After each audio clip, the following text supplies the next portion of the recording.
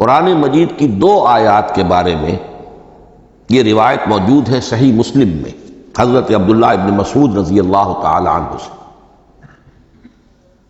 کہ سورہ بقرہ کی آخری 2 آیات حضور کو شب معراج میں عطا ہوئی ہیں. وہ زمین پر نازل نہیں ہوئیں بلکہ حضور نے آسمان پر پہنچ کر ان کو حاصل کیا ہے. یہ امت کے لیے شب معراج کے تحفے کے طور پر یہ 2 آیتیں.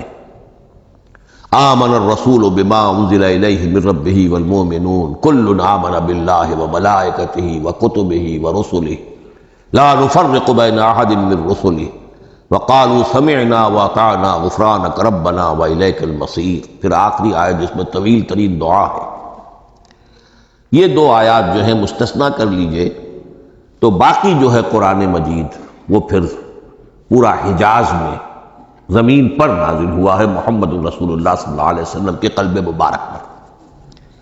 اب جو اگلی بحث ہے اس تعارف قرآن کے ضمن میں، قرآن کی زبان کون سی ہے؟ یہ سب جانتے ہیں عربی زبان ہے، لیکن کون سی عربی؟ عربی کوئی ایک نہیں ہے. جیسا کہ آپ کو معلوم ہے کہ ایک زبان ہوتی ہے پھر اس کے ڈائلیکٹس ہوتے ہیں. پنجابی زبان کے نہ معلوم کتنے ڈائلیکٹس ہیں، بنگلہ زبان کے نہ معلوم کتنے ڈائلیکٹس ہیں، پشتوں کے کتنے ڈائلیکٹس ہیں. عربی زبان کے اس وقت پورے عالم عرب کے اعتبار سے تو دیکھیے تو ہر ملک کا جو ہے اپنا لہجہ ہے اور ان کے اپنے انداز ہیں. تو خود نزول قرآن کے وقت بھی پورے جزیرہ نمائے عرب میں کوئی ایک زبان نہیں تھی. زبان ایک تھی لیکن اس کے لہجے مختلف تھے، الفاظ مختلف تھے. تو یہ جان لیجئے کہ قرآن نازل ہوا ہے حجاز کے بادیہ نشینوں کی زبان میں. وہ اصل عربی زبان حجازی قوم سمجھتی تھی، شہری زبان نہیں، دیہاتی زبان. یعنی کہ شہروں میں دوسرے ملکوں کے لوگ آتے جاتے رہتے تھے. خاص طور پر مکہ مکرمہ جو ہے وہ تو چونکہ ایک بہت بڑا تجارتی مرکز تھا. لإلاف قریش ایلافہم رحلۃ الشتاء والصیف فَلْيَعْبُدُوا رَبَّ هَٰذَا الْبَيْتِ. ان کے قافلے جاتے تھے، آتے تھے، دوسرے تاجر بھی آتے تھے. تو ظاہر بات ہے کہ شہروں کے اندر تو پھر زبان جو ہے وہ مکسڈ ہو جاتی، خالص نہیں رہتی. یہی وجہ ہے کہ قریش کے جو شریف گھرانے تھے، اونچے گھرانے تھے، وہ اپنے بچوں کو صحرا میں بھیج دیتے تھے کہ ان کی پرورش وہاں ہو، وہاں وہ خالص عربی زبان سیکھیں، ان کی زبان جو ہے پولیوٹڈ نہ ہو. تو بادیہ نشین حجاز کے، نجد کے نہیں، حجاز کے بادیہ نشین، ان کی زبان میں قرآن نازل ہوا. یہ آیتیں اس سے پہلے بھی سامنے آ چکی ہیں سورہ زخرف کی. اِنَّا جَعَلْنَاهُ قُرْآنًا عَرَبِيًّا لَعَلَّكُمْ تَعْقِلُونَ. ہم نے اس اپنے کلام قدیم کو عربی زبان کا جامہ پہنایا ہے. اِنَّا أَنزَلْنَاهُ قُرْآنًا عَرَبِيًّا، یہ سورہ یوسف کی آیات. ہم نے اتارا ہے اسے قرآن عربی بنا کر، قرآنًا عربيًّا لَعَلَّكُمْ تَعْقِلُونَ. سورہ زمر میں قرآنًا عربیًا غیر ذی عوج، یہ عربی مبین میں ہے، صاف ستھری دھلی ہوئی عربی زبان جس میں کہیں کوئی ٹیڑھ نہیں ہے، کوئی ایچ پیچ نہیں. اور یہی پھر سورہ کہف میں جو ایک ترانہ حمد اللہ نے ہمیں سکھایا ہے کہ میرے اس انعام عظیم پر میرا شکر ادا کیا کرو. تو کن الفاظ میں الحمدللہ الذی انزل علی عبدہ الکتاب ولم یجعل لہ عوجا. تو یہ عربی مبین جو ہے اگرچہ اصلاً ہے بادیہ نشین حجاز کے، البتہ یہ کہ عرب کے دوسرے قبائل کے بھی ان کی زبانوں کے بعض الفاظ اس میں آئے ہیں. اس سے آگے بڑھ کر یہ کہ بعض معرب الفاظ بھی ہیں. ہندی زبان کا کوئی لفظ اس نے عربی کا جامہ پہن لیا، فارسی زبان کا کوئی لفظ اس نے عربی کا جامہ پہن، وہ بھی قرآن میں بعض ہیں، استثناءات ہیں. یہ جیسے سنگ گل، یہ فارسی زبان کا لفظ ہے. سنگ گل وہ سجیل بن کر قرآن مجید میں آ گیا. حجارۃ من سجیل، یہ جو الم تر کیف فعل ربک باصحاب الفیل سورہ فیل میں ہے، سنگ گل کا سجیل بنا. اس طرح کے کچھ اور الفاظ بھی ہیں، لیکن یہ سمجھیے کہ ایکسیپشنز پروو دی رول. یہ استثناءات ہیں. قاعدہ اپنی جگہ پر قائم رہے گا کہ یہ حجاز کے بدوؤں، بادیہ نشینوں کی جو زبان تھی اس میں قرآن نازل ہوا ہے. اس قرآن کے بارے میں، اس کی زبان کے بارے میں جو چند پہلو سامنے رہنے چاہیے: فصاحت اور بلاغت کی معراج۔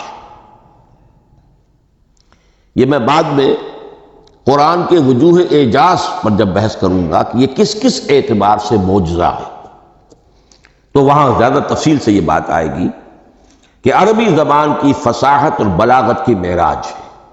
آپ کو معلوم ہے کہ آج بھی دنیا میں یہودی بھی ہیں جن کی مادری زبان عربی ہے، عیسائی بے شمار ہیں جن کی مادری زبان عربی ہے۔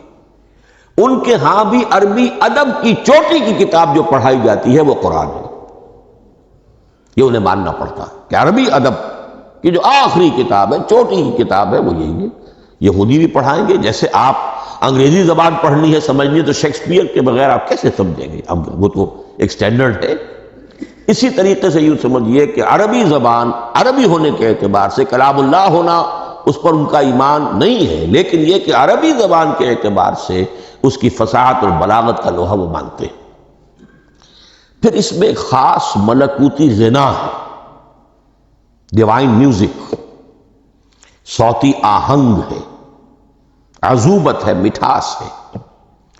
لاہور میں ایک صاحب ہیں جو پروفیسر ہیں فونیٹکس کے پنجاب یونیورسٹی میں، وہ کہتے ہیں میں ثابت کر سکتا ہوں کہ جتنے بھی آج دنیا میں اصول ہیں صوتی، یہ خود اپنی جگہ ایک بہت بڑی سائنس ہے، اس کے اعتبار سے میں ثابت کر سکتا ہوں کہ بلند ترین موسیقی قرآن مجید میں، ملکوتی غنا۔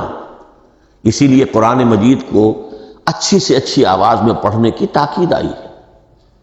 زینوا القرآن باصواتکم، قرآن کو اپنی آوازوں سے مزین کرو۔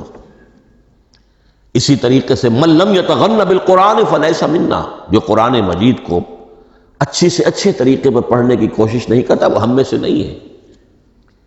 اسی طرح کے واقعات بھی ہوئے ہیں۔ حضرت ابو موسیٰ اشعری رضی اللہ تعالی عنہ، وہ بہت خوش الحان تھے، تو ایک روز حضور سفر رات کے وقت کہیں گشت پر تھے، جا رہے تھے ان کے مکان کے قریب سے، تو وہ اس وقت رات کی نماز میں قرآن پڑھ رہے تھے، تو حضور وہاں کافی دیر تک کھڑے ہو کر سنتے رہے۔ ظاہر بات ہے کہ اس وقت کے مکان کیا ہوتے تھے، ایک ایک حجرہ ہوتا تھا، یہ کوئی کئی کنال کی کوٹھیاں تو نہیں ہوتی تھی کہ کیا پتہ چلے ان کے اندر کیا ہو رہا ہے۔ وہ تو حضرت ابو بکر کے مکان کے پاس سے گزرتے تھے تو ان کی تلاوت سنتے تھے، حضرت عمر کے مکان کے قریب سے گزرے ان کی تلاوت سنی۔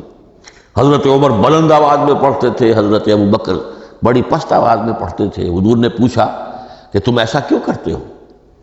حضرت عمر نے کہا میں اس لیے کرتا ہوں، زور سے پڑھتا ہوں کہ شیطان بھاگ جائے۔ حضرت ابو بکر نے عرض کیا کہ میں اس لیے پڑھتا ہوں کہ جس کو میں سنا رہا ہوں وہ سنتا ہے، اس کو بلند آواز کی ضرورت نہیں۔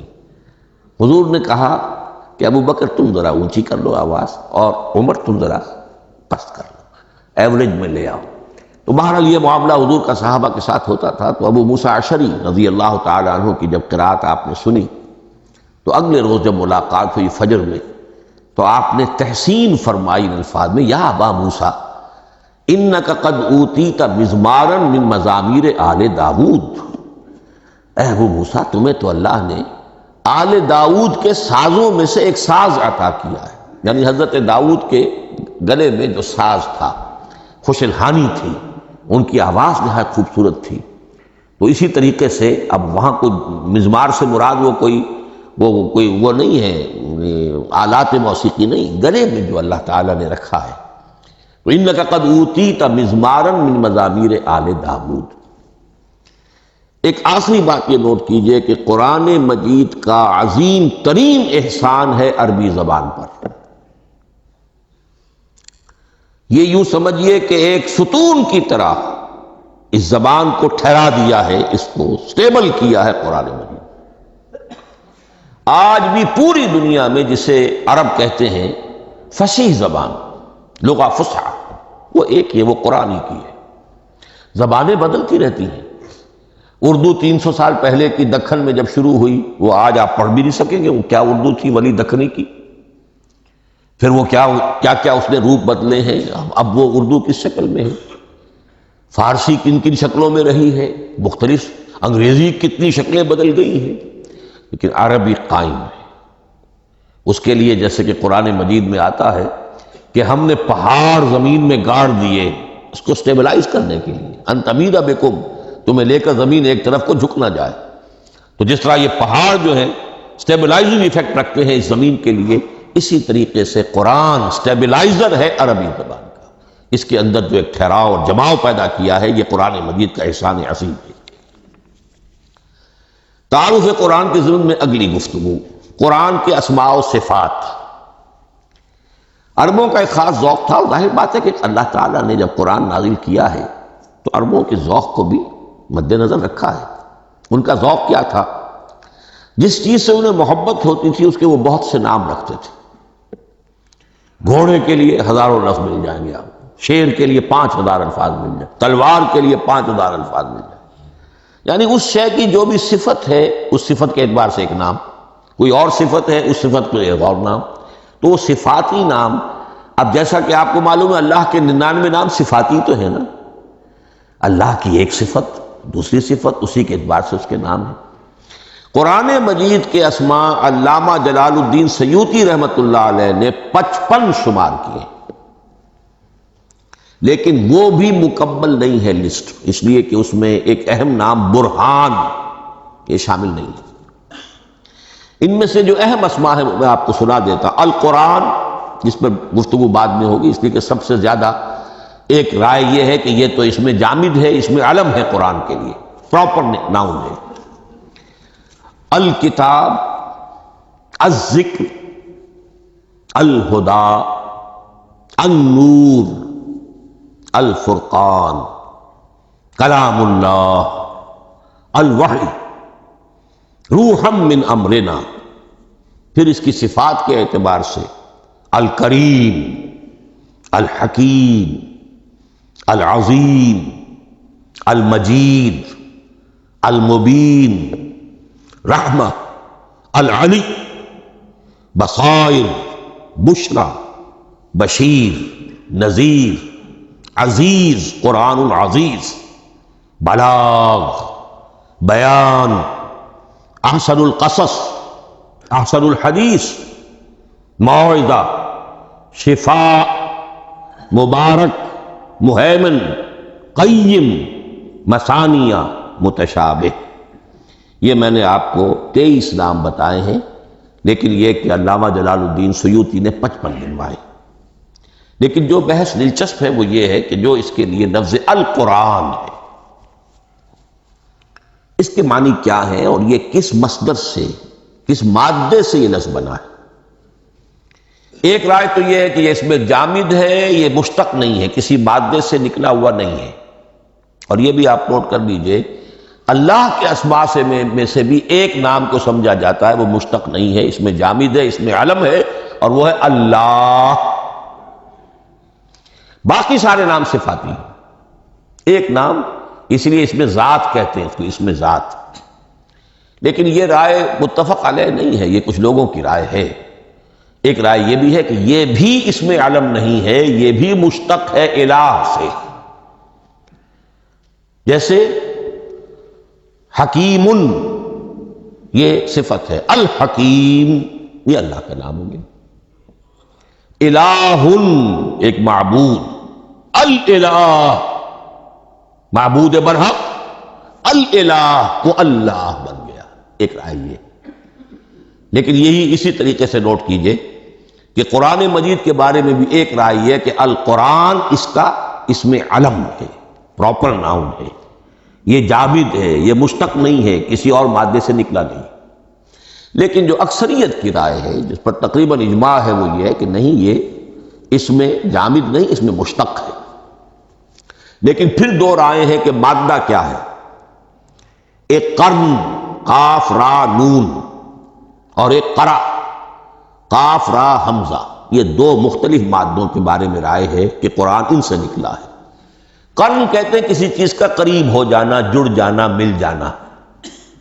یہ حج کی جو 3 شکلیں ہیں، حج تمتع ہے، حج قران ہے، اور حج افراد ہے۔ قران کیا ہے؟